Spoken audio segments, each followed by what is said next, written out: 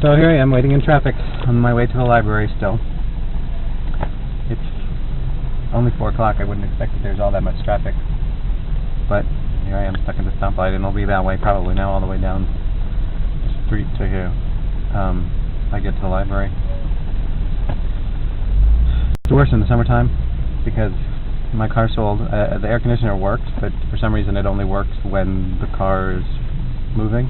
So when you're stuck in traffic, all it does is blow hot air. Yeah, that's pretty bad. And of course I would get it fixed if it weren't for the fact that the air conditioner is apparently some sort of super mega thing that's in the car that you have to spend $12,000 to get it replaced or some stupid thing like that. I just keep putting in the R134A coolant or whatever and keeping my fingers crossed, I guess. That's the other bad thing about this road. This is actually State Street, and Westville Road and State Street, they're actually the same road. But here, you can see, it gets really, really busy. Really, really busy, like just strangely busy around this time of day. And then since there's no turn lane, everybody in this lane ends up driving at 4 miles an hour so they can make all the turns. Or you get stuck behind a truck, whatever that is. And I just found out that the other day, the Video Games Express over here, you know, for like PlayStation and Nintendo and everything, they just closed down, just up and went, gone, in one whole day. They would just practically vanish. So, you know, can't go there. Not that I have a GameCube or a PlayStation anymore anyway. I don't. But I like the idea of going there. They had DVDs on sale real cheap. And that's why actually I was going there before I started to be able to get DVDs from the library. Because I did not know that the library rented DVDs. That kind of came as a surprise when I discovered it this last summer. So, you know, that's one of those little nifty things where you should always go to the library occasionally. Anyway. But anyway, so stuck in traffic. Oh, here we go.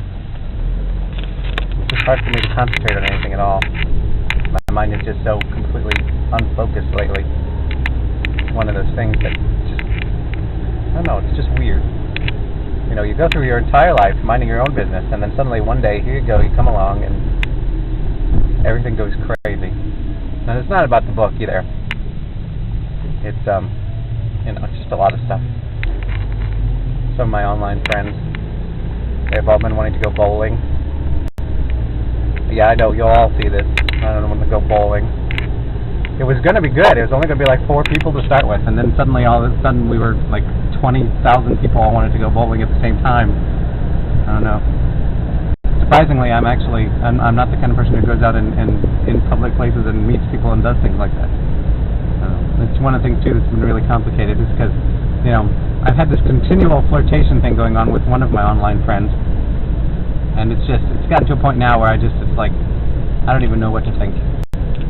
You know, I've gone my entire life and never had any sort of a relationship with anyone, and now suddenly it's like coming down with the flu. Suddenly you're wanting to try and start falling in love, and it's like, what the hell is going on with you? You just lose your mind.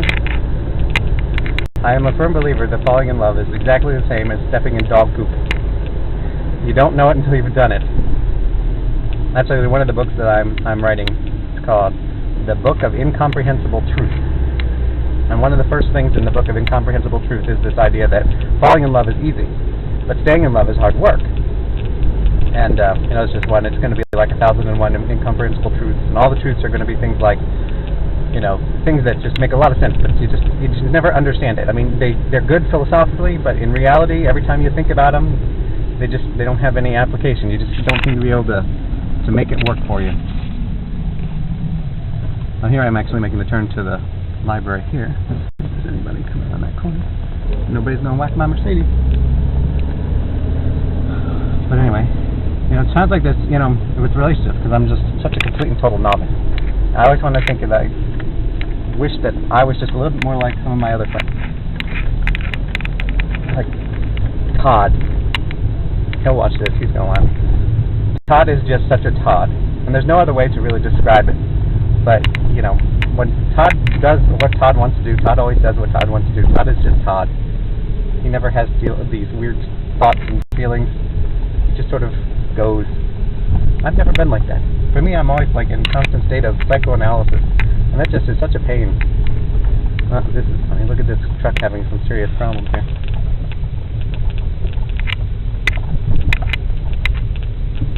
this is funny. You know, this is a drive-up library.